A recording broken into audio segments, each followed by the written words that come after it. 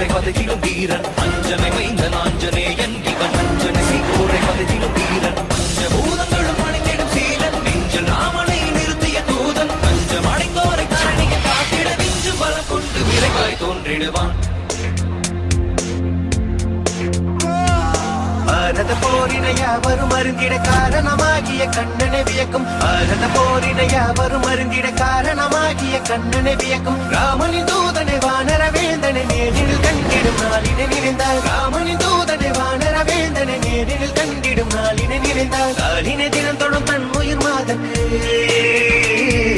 காலினை தினம் தொடும் தன் உயிர் மாதற்கு வானர பேரனை வார்த்தையில் விளக்கிய கிருஷ்ணா கிருஷ்ணா